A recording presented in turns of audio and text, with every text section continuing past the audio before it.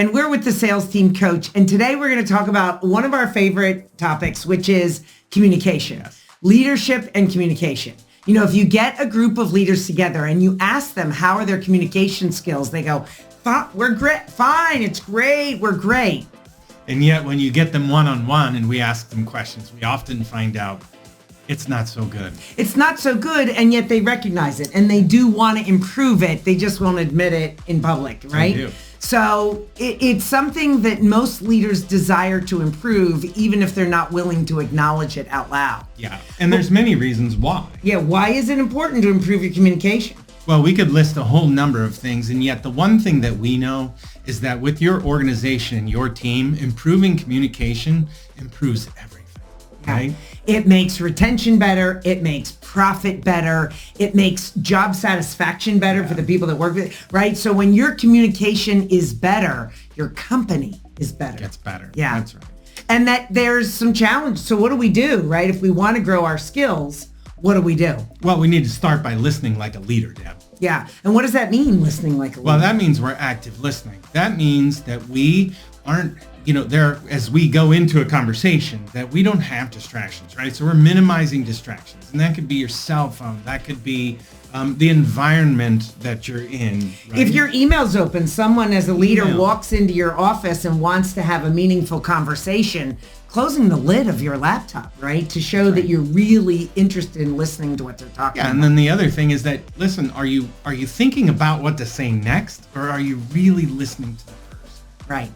Right. And then keep your communication short, right? You want to keep it purposeful and concise. That's right. Why is that important?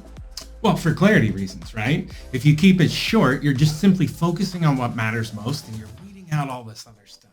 Yeah, we don't need long stories. We don't. Right, when we communicate. Then, of course, we're going to ask great questions. Yeah, so what does that mean? What's a great question? Well, asking a great question gives that person the opportunity to provide their opinion about matters and things of that nature. And to feel heard, right? When you ask someone a question, it can be a clarifying question. If someone says, I hate this, a great question could be, well, what do you hate about it, right? To get the clarity, right? And then number 4 is repeat and affirm. Repeat and affirm so that they feel heard, right? And it also gives you the opportunity to make certain that there's clarity around what was just discussed. And if there's not, it gives us the opportunity to go back and clear it up. Right? Yeah, because oftentimes we'll hear leaders say, well, I told them what to do. Yeah. And they didn't do it. Well, there was somehow a gap in the communication there. There wasn't clarity. They didn't get the opportunity to ask them, what did you just hear me say? And then you get to really make sure that there's clarity that what you said is what was heard. That's right. Yeah. Hey, listen, thanks so much for watching. My name's Curtis Tirey. And I'm Debbie Z. Lattuga. And if you have questions or you'd like a free strategy session, reach out to us. We love to talk leadership and communication. And please like and subscribe.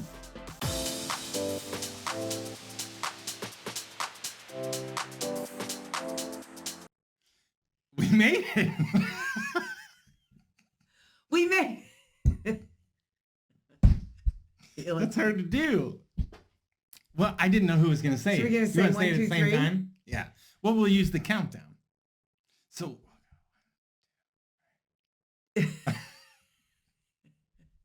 Okay, hang on.